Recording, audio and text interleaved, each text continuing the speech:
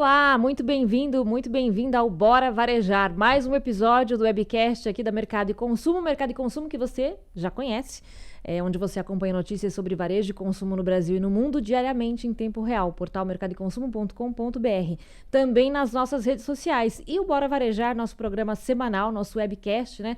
Você acompanha no YouTube, também no seu agregador de podcasts preferido. É um prazer ter você aqui com a gente novamente. Eu sou a Ana Freitas, editora-chefe do portal, e hoje a gente vai falar de um assunto que me fascina, que é o que move aqui o meu trabalho na Mercado e Consumo e minha carreira como jornalista como um todo, que é o comportamento do consumidor, né? Porque no fim, tudo tem a ver, quando a gente fala de economia, quando a gente fala de negócios, quando a gente fala de decisões, inclusive, né, no mais alto âmbito ali dos negócios, a gente está falando de comportamento. E é sobre isso que a gente vai falar aqui com dois super convidados.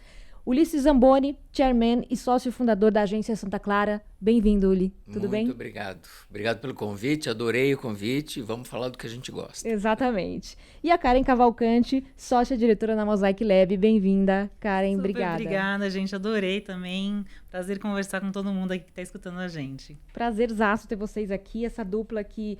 Inclusive, os dois são articulistas da Mercado e Consumo, escrevem constantemente sobre o que a gente vai falar aqui, né?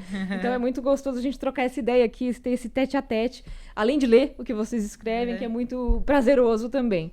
E para o nosso público, com certeza, também. Eu queria começar justamente... eu já falei aqui no começo que eu sou apaixonada por esse assunto, e de fato sou... que vocês explicassem pra gente um pouco como é que foi a história de vocês, em termos de carreira mesmo, até vocês chegarem a esse momento em que vocês são especialistas, digamos assim, nesses temas. Uli. Começa comigo?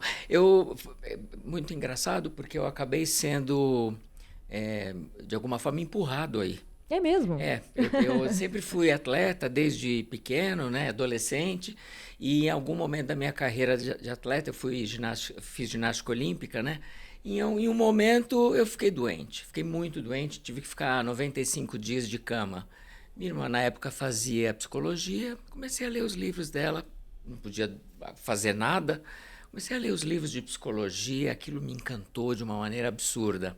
Aí eu me formei em publicidade, em relações públicas, e tive a sorte de cair numa agência de publicidade que tinha um cliente que dedicava toda a sua vida tecnológica, que é a AT&T, para ajudar a vida dos usuários. E foi lá que eu aprendi a lidar com a minha área, que é marketing e relações públicas, e ao mesmo tempo comportamento humano, porque a AT&T sempre falou sobre comportamento humano, a tecnologia ajudando o comportamento humano. Mas isso eu não vou contar para vocês, que foi lá em 1992. Não vou contar. Tá? Não, e é muito legal você falar isso, porque a gente está falando tanto nesse ano, especificamente 2023, mas nos recentes aí, da tecnologia a favor da humanização no atendimento e tudo mais, a experiência, né? Não, em 90 já se falava disso, já. Exato. A AT&T tinha eles descobriram todos os grandes inventos tecnológicos do século XXI. O som estéreo, a voz sobre IP, tudo que vocês possam imaginar de telecom, foi a AT&T, né, que inventou o embrião da televisão 4K. Olha só. Então, eles fizeram uma série de desenvolvimentos tecnológicos. Revoluções tecnológicas. De revoluções, no Bell Lab, que fica em New Jersey, onde eu morei. Você trabalhava lá, então, eu trabalhava nos Estados Unidos. aqui, eles me convidaram para morar lá, porque eu fiquei tão apaixonado por tudo, e eu sou muito estudioso, assim, meio nerd, né?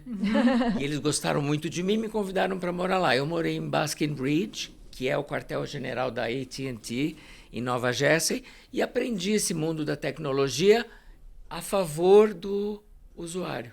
Então, desde 90, eu tenho essa paixão, né? Como é que o usuário se comporta e onde é que a gente pode ajudar esse usuário a se comportar melhor e a efetivar os seus desejos, né?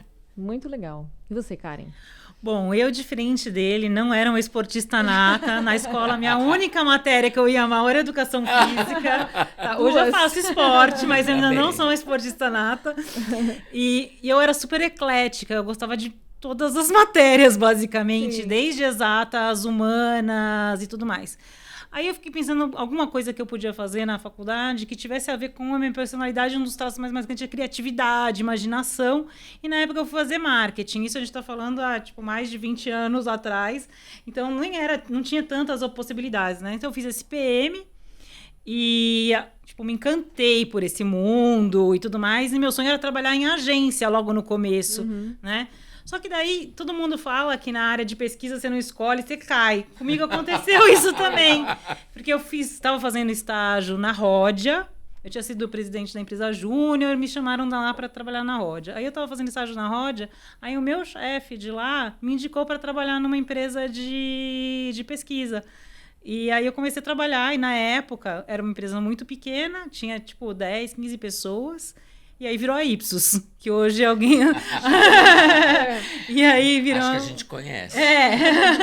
Mas na época era super pequeno, né? Era meio andar de escritório, era bem pequeno no começo. Então eu praticamente fiz a minha carreira muito tempo, trabalhei muito tempo lá, foi uma escola para mim de aprendizado. E eu tive muita sorte que eu trabalhava em novos negócios. Então, isso para mim era muito bom, porque eu trabalhava com muitas categorias diferentes. Então, eu falava de chocolate, depois falava de carro, depois falava de limpeza, depois falava... Então, isso me deu um repertório muito grande. Isso é a coisa que eu mais gosto hoje. Tanto que isso é uma das coisas que a gente tem na cultura, né? Na Mosaic Lab, a gente tem essa cultura de fazer as pessoas trabalharem com uma diversidade de categorias, porque isso dá uma bagagem, uma experiência muito bacana. Então, e você acaba lidando com... Você falou que na escola você gostava de todas as matérias. Isso. Você acaba lidando também com dados, tudo. com humano, né? Exatamente. Então, um dia eu tô conversando com uma pessoa sobre, o comportamento imagético da imaginação sobre a alegria ligada com o chocolate. Aí depois você sai, vai fazer uma reunião com um cara de farma, falar sobre remédios, coisas bem específicas, técnica, não sei o quê. Então, é bem bacana que você navega em vários mundos aí. É engraçado vocês falarem que caíram nessa área por acidente. Aí fui estudando fui crescendo, estudando nessas coisas. Sim, eu como jornalista, pra falar a verdade, também pensando agora, eu pensava em cobrir, quando você faz jornalismo, você pensa em cobrir o quê? Esporte, geralmente, né? Ou cultura. Eu queria escrever na Ilustrada da Folha. Sei lá, era meu sonho. E aí acabei caindo em economia e muito isso de comportamento, de dia a dia, microeconomia, aquela economia que muda a vida das pessoas, né? Que tem efeito prático, assim. E acabei ficando fascinada, é um assunto que eu amo, enfim. Mas também foi por acidente, olha, coincidência. Muito legal. Quem diz que a gente escolhe, meu Deus do céu. Mas eu acho que tem aquela coisa do subconsciente, porque na verdade, você deu um sim para aquilo, né? Exato. E pra gente falar desse assunto com tanta paixão. Exatamente. Deu liga, né, pra gente, pelo menos.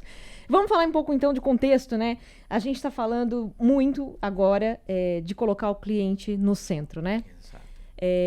Claro que sempre teve aquela frase básica lá de que o consumidor tem razão, o freguês sempre tem razão e tudo mais, mas hoje isso virou pauta de eventos internacionais, NRF, que a gente vai em Nova York, aquela super feira de varejo, NRA, que acabou de acontecer em Chicago, voltada para o food service, sempre essa questão de colocar o cliente no centro. O que mudou na prática do que era antes, ou o que era pelo menos dito antes, para o que está sendo feito agora, vocês acham?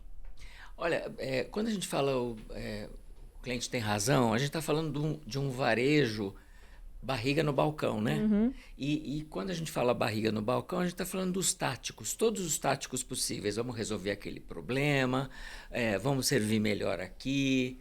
São todos os pequenos detalhes que o varejo traz para a gente resolver. Quando a gente fala customer centricity, a gente está falando que o negócio é a estratégia, não é a tática. Isso. Então, tudo muda, né? E tudo mudou porque a gente hoje consegue mapear qualquer passo do usuário, qualquer um dele, né? Você faz cruzamento e correlações, então você consegue identificar onde ele foi, como ele foi, onde ele comprou, por que ele comprou, quanto tempo ele ficou, se ele devolveu, se ele está no período de churn. Enfim, você consegue absolutamente tudo através de tecnologia. Então, quando a gente fala da barriga do balcão, quer dizer, vamos servir o cliente, né? Vamos fazer de tudo para ele, é o tático. Mas customer centricity é o business, né? É tudo, é a grande estratégia. Você tem condições de fazer isso, né? Porque antes não tinha, né? A E antes diferença não é essa. tinha. Quer dizer, já era, mas deveria ser. Deveria né? ser. Mas não tinha subsídio para isso. Sempre teve, porque na verdade o instrumento que você mais usa já chama ouvido, né? Sim. Esse a gente sempre teve. É. O ponto é que agora você consegue fazer coisas mais em escala e mais qualificado. Entendeu? Então, por exemplo, uma coisa é eu escutar a Iana ou escutar um grupo de consumidores daquela marca. Hoje você consegue em escala, você consegue ver seu consumidor que está em qualquer lugar do mundo, ouvir e trabalhar esses dados, e trabalhar ações em cima disso, ver as ações serem realmente acontecendo, né? Tendo aquele transformação no negócio, o crescimento. Então, é uma outra coisa, assim, essa coisa de ganho de escala e outra coisa que as pessoas foram também aprendendo o que perguntar e o que ouvir, né? Porque isso que acontecia antigamente, tinham muitas às vezes, por exemplo, você pergunta induzido, você não sei, né? Você tem várias coisas também que às vezes fala assim, mas não funcionou. A gente perguntou para um consumidor, mas não funcionou. Mas será que você perguntou certo? Foi do jeito certo? Então, cada vez mais tem técnicas evoluídas que às vezes você não precisa nem perguntar mais. Só de você observar o comportamento, matematicamente você já consegue inferir um monte de coisas sobre o consumidor. Vocês da área de pesquisa costumam dizer que uma pergunta bem feita já é quase uma resposta bem dada, né? Exatamente. É uma resposta que você sabe que vai vir a correta mesmo, né? Aquilo que você quer saber. Que você quer saber, a profundidade. Não é induzir a resposta, né? O contrário, na é. verdade, é você dar a base ali para colher o que você precisa saber. Mas né? tem uma outra coisa que aconteceu também, que é um pulo emocional que teve nas empresas, né? Porque teve uma aceleração disso com a pandemia, mas começou a se olhar também não só como número, como dado, o cliente, mas olhar o cliente e seu comportamento, né? Olhar o que está por trás e tudo mais. E aí, junto com a pandemia, várias coisas acontecendo, a gente viu como a gente é frágil como sociedade. Então, começou a crescer também essa importância da opinião do outro, do sentir do outro. Por isso que também, quando a gente olha nesses grandes eventos, porque tem que se falar do tanto de humano, não só do consumidor, mas do colaborador, do líder, não sei, de todas essas camadas, porque a gente está vivendo uma era de um pouco de ascensão do lado emocional. Diversidade foi um assunto que a gente falou aqui recentemente. Diversidade. Exatamente. Na pauta de todos tudo isso eventos, tem a ver com isso. Eu ia te perguntar justamente na prática, para vocês que fazem pesquisa para empresas, como que você está vendo essa mudança nas empresas? Se elas estão, de fato, a partir do momento que vocês entregam esses dados, esses insights e tudo mais, estão colocando isso em prática? Então, na verdade, assim como os consumidores, as empresas também têm vários segmentos e perfis de empresas diferentes, né? Que nem você deu o exemplo de uma AT&T, você pega umas empresas, às vezes, de tecnologias que pegam aquilo, aproveitam, usam até não dá mais. A gente tem outras empresas, por exemplo, que às vezes pegam as coisas e engavetam, ou às vezes pegam para olhar um frame, um olhar muito sensível, né? Muito pequenininho. Uma coisa que a gente sentiu bastante é que tem várias pessoas que estão internalizando isso dentro das empresas, né? Qual que é o ponto disso? O ponto disso é que você começa, às vezes, a fazer perguntas enviesadas. Porque você fala, não, isso eu já sei, eu não preciso explorar esse ponto. Isso aqui eu já sei, eu não preciso explorar esse ponto. Então, com esse movimento, às vezes, de internalização, a qualidade das respostas também, às vezes, das perguntas e respostas vão caindo. Isso é um ponto que a gente viu também em certos de perfis. Agora, tem outras que são, tipo, escolas. Você pega, tipo, uma Unilever, né? Empresas assim que usam tudo que você dá e ainda pede mais, né? Então, porque sabe usar, né? Sabe usar o poder da informação, dos dados, da coleta e tudo mais. Então, tem uma diversidade grande aí de perfil aí. Quando vocês falaram já um pouco do fato de a gente ter mais dados e tal, como isso facilitou, né, a gente entender até esse comportamento. Ou não. Ficou perdida, às vezes. Bugou mais a cabeça, né? Mas qual o papel das tecnologias para aprimorar mesmo até esse conhecimento sobre o comportamento do cliente? E aí, diversas tecnologias, né? A gente está falando hoje de inteligência artificial, sei lá, de rede social, que não é novo, mas também fez as empresas serem expostas até muito ali, né, diante dos clientes e tudo mais. O que vocês acham? Como isso mudou e em quanto tempo isso vai acontecendo? Se bem que você deu um exemplo, né, Uli, de uma empresa de tecnologia que fazia isso há muito tempo já. Mas eu acho que eles estavam way ahead, né? Muito tempo na frente mesmo, por serem de tecnologia e terem um comportamento inovador. E a curva antes, né? Eles são innovators, né? São os inovadores que fazem tudo antes que a gente imagina, né? Mas eu acho que a tecnologia trouxe 2 pontos e 2 avenidas super importantes para a gente. Que o primeiro que é a capacidade de observar. Então, com o dado na mão, você consegue, de fato, observar. Sim. Como a Karen falou. A outra questão que eu acho que é uma questão importante não é observar, mas é escutar. Uhum. Não é? Então, até 90, até 80, 90, até o início dos anos 2000, era eu cuspindo o produto para o usuário. Né? Uhum. Quero te ouvir, as coisas estão acontecendo. Eu acho que o melhor é isso. Eu acho que o melhor é isso. Eu olhei o concorrente está lançando tal coisa, eu vou lançar um parecido. Meu gut feeling diz, né? Não dá mais, não dá mais, por excesso de produtos, por excesso de concorrência. Competitividade. E porque a gente tem hoje o protagonismo de quem compra. Uhum. Né? Então, a capacidade de escutar que a tecnologia dá, ela é fundamental para o negócio dar certo. E eu não sei se você sente muito isso também, mas eu acho que assim, hoje em dia o consumidor, ele quer mais qual que é a personalidade daquilo que você está me vendo. Não é só uma cópia. Antigamente, produtos Me Too, eles eram muito bem vistos, bem comprados. É Me Too, mas é mais barato, é bom, não sei o quê. Hoje não, as pessoas falam, mas por quê? Por que isso aqui esse vai ser melhor? O que essa marca está falando? Tem muito mais esse questionamento no dia a dia. Às vezes as pessoas falam, só preço, é preço. Não é preço. Isso está alinhado com o que você falou, que as pessoas estarem mais atentas a questões emocionais. Sim. Né? Uhum. Então, uma marca que se comporta de forma mais humana, tal, ela vai gerar na cabeça do usuário uma equação de valor. Sim, que ela falou, não é só preço, é valor. Não é só preço, é valor. Que é além disso, né? Então, eu acho que pra gente que trabalha com marketing, a gente está num período muito produtivo. Assim, exatamente. Né? Criativo ali, de construção. Legal, talvez o melhor momento. Né? Total. O que é o consumidor, o que é, na verdade, o consumidor do futuro? Até a Mosaic faz uma pesquisa anual, né, cara? Consumidor do amanhã. Consumidor do amanhã, exato. Que mapeia um pouco, tenta mapear um pouco isso aí. Mas o que vocês veem que são esses valores, esses propósitos, essas necessidades, enfim, o que ele valoriza? Eu acredito que assim, tem uma curva exponencial de aprendizado do usuário, né? Que ele aprende com uma determinada categoria, ele imediatamente migra para outra categoria querendo aquele benefício e aquele serviço, né? Qualquer que seja ele. Então, para mim, o consumidor do futuro é aquele que vai saber demandar o melhor possível de uma marca. Sim. Esse é o consumidor do futuro. A personalização, eu quero um produto para mim, do meu jeito, a hora que eu quero, quando eu quero. Então, a demanda vai ser mais acurada, mais sofisticada, mais rápida, porque ele aprende muito rápido, né? Então, a gente tá ensinando as cobras, né?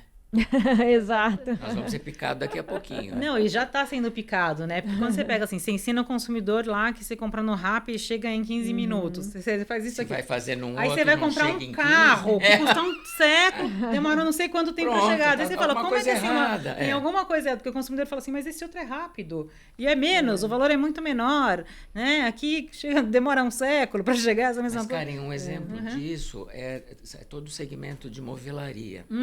Os móveis demoram 60 dias para ficar prontos, alguns 90 dias.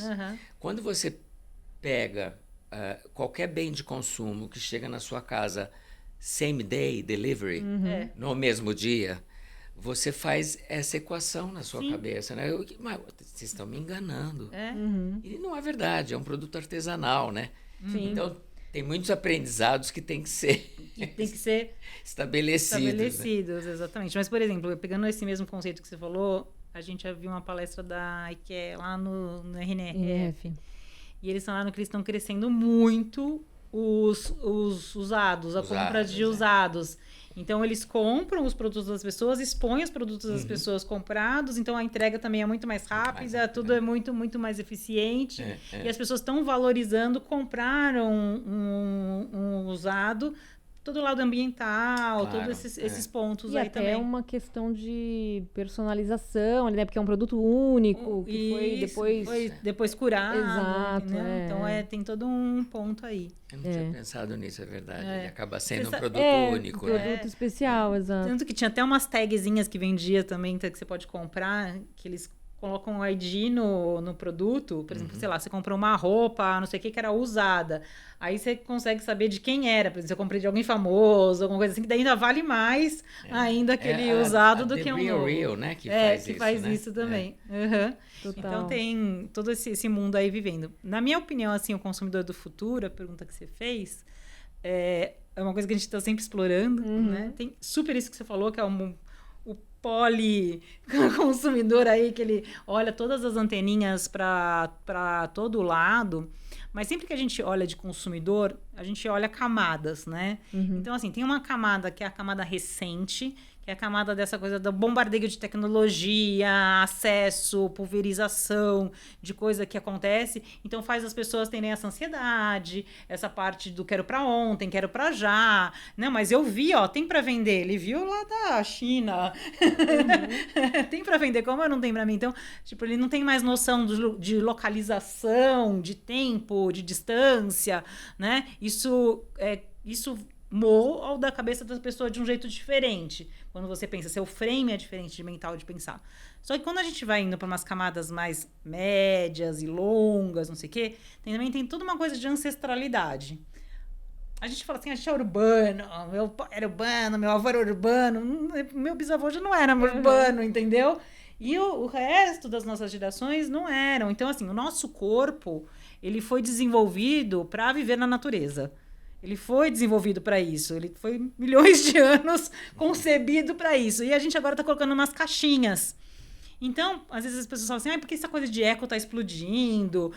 Porque não sei o quê. É porque é o nosso lado biológico que está falando. Eu preciso de uma planta aqui do lado, eu preciso andar, eu preciso não sei o quê. Porque o nosso corpo tem esse motivação. Então, lá para frente, vai ter, eu acho que muita coisa da tecnologia, mas a gente cada vez mais eu vejo essa coisa do verde, sabe? Da gente ter mais contato com coisas naturais, naturezas no nosso dia a dia, porque é o nosso, né? Nosso biológico. É antropologia que você está falando, né? Exatamente. Um pouco de história e antropologia de comportamento humano, né? Que acaba se misturando quando a gente pensa em futurologia, né? Futurologia, exatamente. Total. Vocês estavam falando de coisas que mudaram, né? Eu pensei nessa questão da rapidez, obviamente. E eu sou essa pessoa que agora... mas como assim não entrega hoje, né? Que estranho. Entrega daqui 5 minutos. Exato, né? Que coisa... Que empresa estranha, tá fora aí, né? E a questão de não fricção, né? Que é o exemplo óbvio, é o Uber, mas que acabou indo para outros mercados também. E quando não tem isso, a gente acha estranho também. Tipo, esse pagamento que você não sente, entre aspas, só vai sentir no bolso depois quando você for pagar a fatura do cartão, mas que você não sente que está sendo feito e que isso agiliza muito, né? Quando a gente está pensando em tempo, que é algo raro hoje pra gente, ficou quase básico, né? De oferecer para o consumidor hoje. Exatamente. Né? Não, e aquilo daí constrói camadinhas no frame, né? Vai construindo ali na pessoa, no enquadramento dela, no dia a dia. Mas, por exemplo, o Uber é um case, né? Mudou o jeito das pessoas pensarem, né? A categoria de transporte e tudo mais. E é legal que você vai da base ao topo, né? Porque é uma coisa que qualquer pessoa pode estar usando, né? Ali no dia a dia.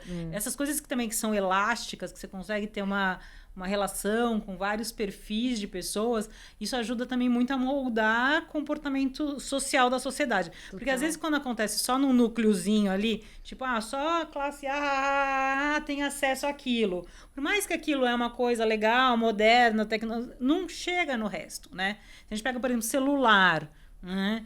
Poder do celular, né? O quanto isso transformou a vida das pessoas, educação, acesso à informação, conversar com parentes que moram fora, não sei o quê, de todos os níveis aí possíveis. Então, esses que são essas coisas maiores, elas que mudam mais o macro comportamento. O WhatsApp, né? Que no Brasil a gente usa muito. E eu pensei no Pix também. O Pix.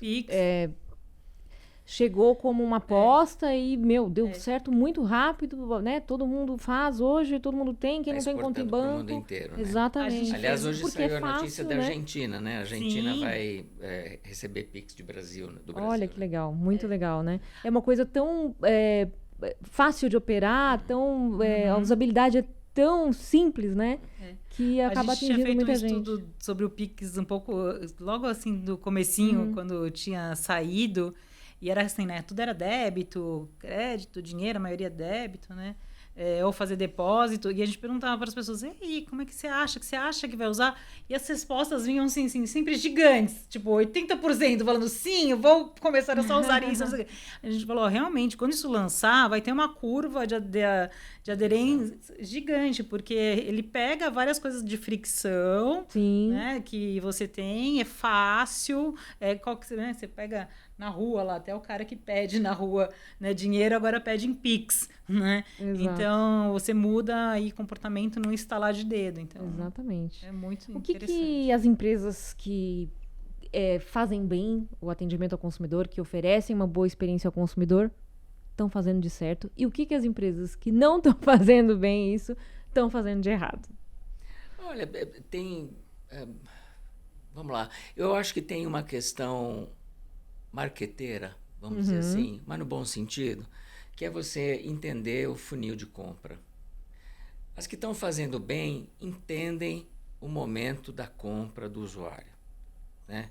Sabe o que ele quer, as demandas que ele tem, se ele está no churn, como eu falei.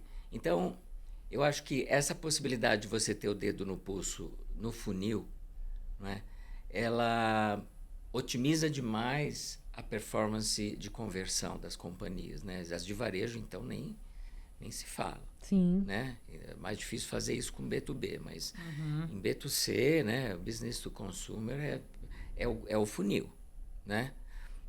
Não à toa tem tanta empresa indústria. Isso, indústrias, direto, exatamente, fazendo o D2C. D2C, exatamente. Então, a gente tem aí uma perspectiva ainda mais sofisticada para o futuro nesse sentido. Né? Agora, os que estão fazendo errado é as que ainda teimam em claudicar no passado. Né? A gente ainda vê muita... Nossa consultoria, ela tende a ir para um mar azul e não um mar vermelho de competição, e a gente geralmente pega empresas médias, às vezes empresas familiares, dessas que faturam 2, 3, 4 bi de faturamento no interior de São Paulo, em Mato Grosso. São empresas enormes e que ainda têm as suas perspectivas de marketing voltadas para fazer o folheto, para pequenas coisinhas, né?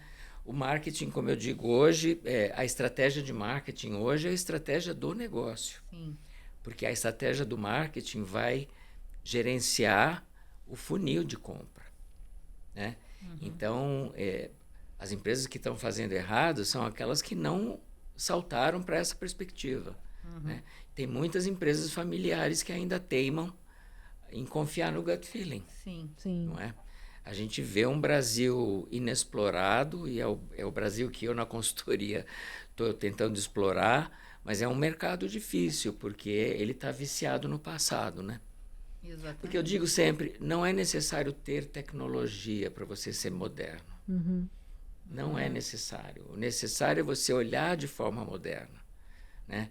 Mesmo que você faça no papel o momento do funil do teu usuário, está valendo, não é? Sim. Então, essa visão ela tem que ser modificada. Né? Então, é isso que eu acho que talvez, não sei o que a Karen acha. Eu acho que certo e errado é relativo, Sei. né? Porque eu acho que tem para mim é uma coisa central, que assim, os negócios precisam ser perenes, duráveis, não sei o quê. Então, se você tá com a mentalidade que eu quero fazer um negócio durável, perene, que vai ter sustentabilidade para frente, aí tem que escutar o consumidor. Aí é onde entra, que nem você falou, né? Essas empresas, às vezes, super grandes, são familiares, mas ela tá lá no good feeling, ela não tá pensando estrategicamente na visão ali do futuro. Uma hora a perenidade, uma hora a conta vai cair, né? Uma hora aquilo que a gente cresceu pelo feeling e tudo mais. A terra, exatamente. Ou alguém vai lá e pum! Né, consome ali aquela marca do dia para a noite. Então, eu acho que quem faz certo é quem consegue, né, ter essa visão que a empresa tem que ser perene, de sustentabilidade e estar conseguindo captar os sinais que acontecem e aplicar isso na prática.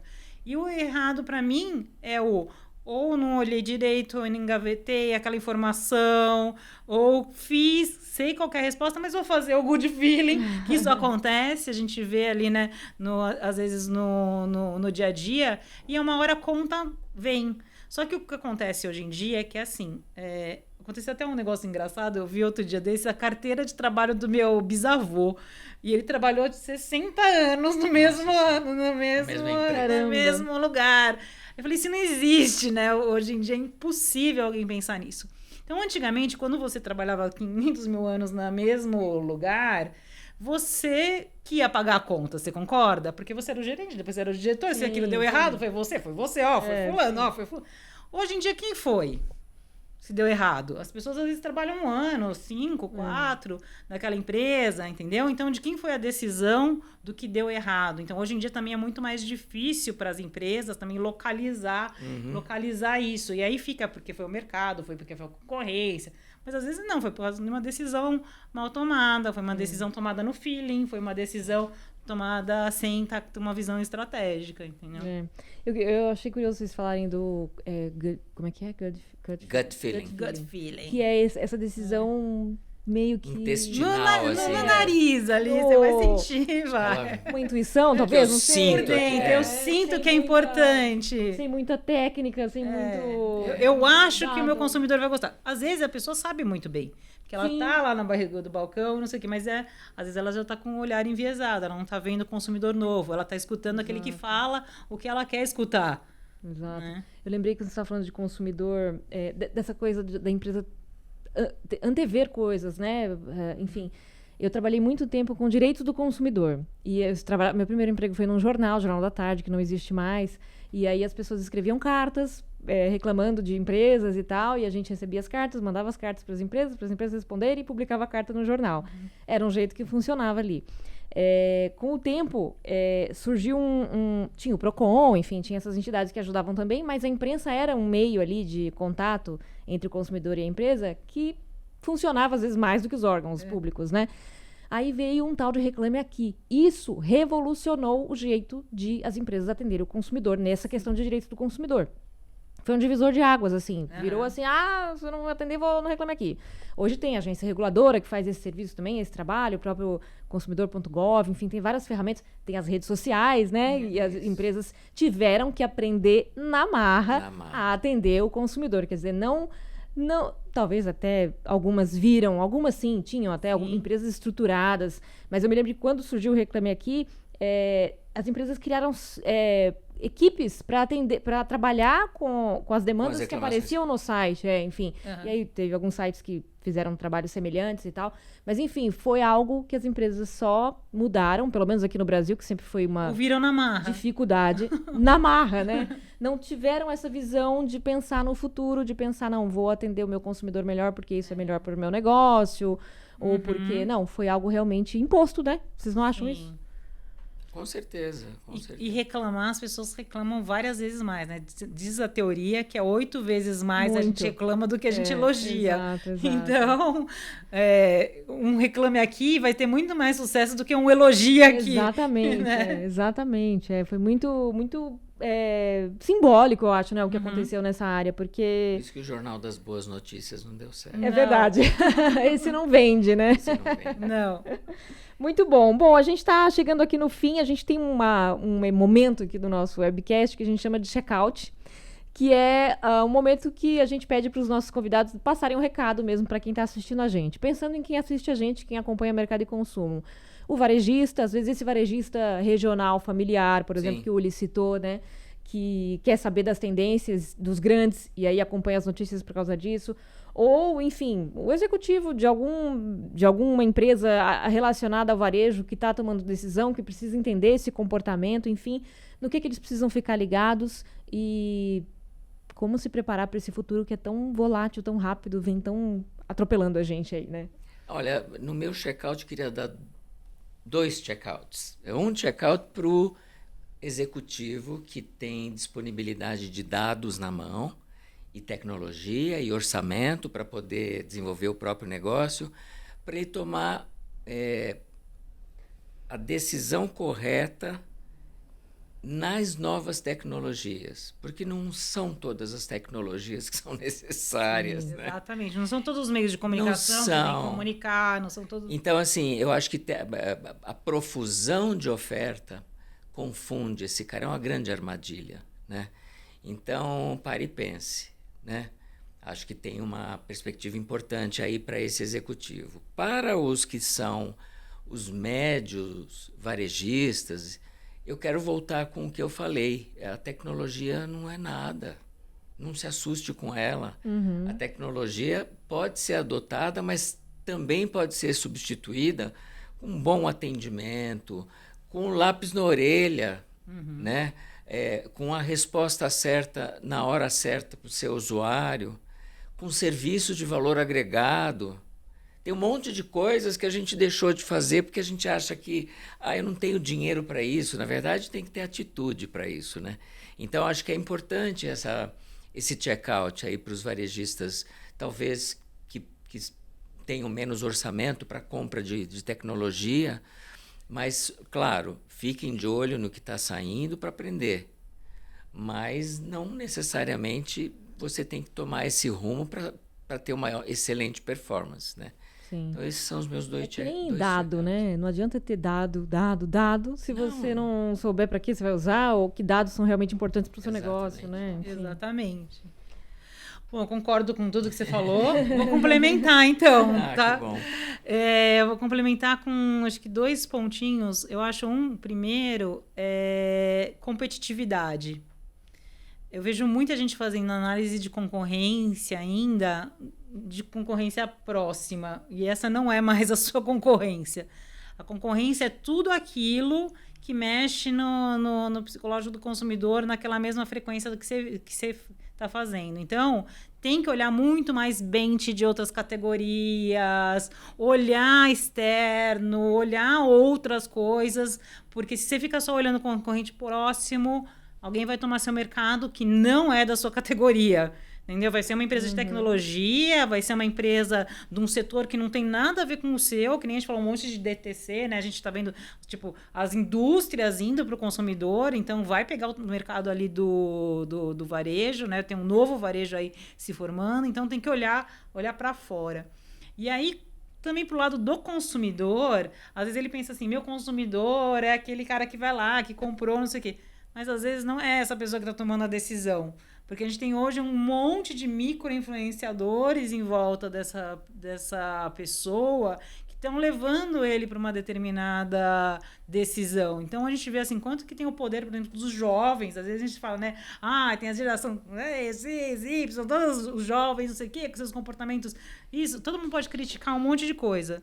Mas os jovens, eles também estão alfabetizando muitas pessoas que estão comprando hoje em várias coisas, em várias categorias, em vários segmentos. Então, às vezes, você tem que olhar um pouco para esse outro segmento, pode ser o seu core, pode ser o seu consumidor secundário, mas ele pode ser um super influenciador do quem está comprando hoje para você, né? Então, tipo, sei lá, a mãe do fulano deixou de ir no supermercado porque agora o filho ensina a comprar online. A mãe de não sei quem, né? Deixou de andar, né? A pé, vai andar de Uber, né? Você vai ter todos esses porque alguém ensinou, alguém fez, né? E um jovem provavelmente fez essa camada. O influenciador não é o influencer, não é um influencer, não é o YouTube, família, não. É o amigo, é o seu micro-universo que ronda ali no dia a dia da pessoa. E fora que também no ambiente de trabalho, cada vez mais você tem idades diferentes de pessoas convivendo, trabalhando, né? Então, você tem gente de todas as idades ali. Então, isso também muda o comportamento das pessoas. Era diferente de antigamente.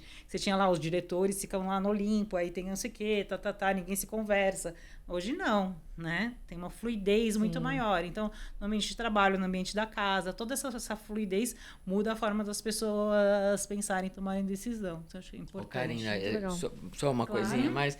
Quando você você fala que é o influenciador, na economia comportamental a gente chama de vetor lateral de impacto. Isso, exatamente. O vetor lateral de impacto é aquele que vai te tirar da rota e fazer você levar... Eu chamo de satélites, que ficam orbitando em volta e ficam pipi, mandando a informação ali. Isso aí. Às vezes pode ser um asteroide lá. Pode ser, aí pronto. Destrói, nunca mais comprou. Muito bom, gente. Obrigada pela troca aqui, muito bacana esse papo. Aprendi muito aqui, tenho certeza que quem está acompanhando a gente também. Quem quiser aprender mais, leiam os artigos da Karen e do Uli na Mercado e Consumo todos os meses. Obrigada, Karen, da Mosaic Lab, e Ulisses Zamboni, da Santa Clara, pela presença aqui. Um prazer ter vocês. Super obrigada para todo mundo, gente. Obrigado mesmo. Super obrigada a você também que nos acompanha aqui no Bora Varejar. Não perca, sempre episódio inédito toda semana. E nos acompanhe, claro, diariamente no portal mercadoeconsumo.com.br, nas redes sociais, enfim, onde você precisar saber sobre varejo de consumo, onde você precisar ler notícias sobre isso, a gente está.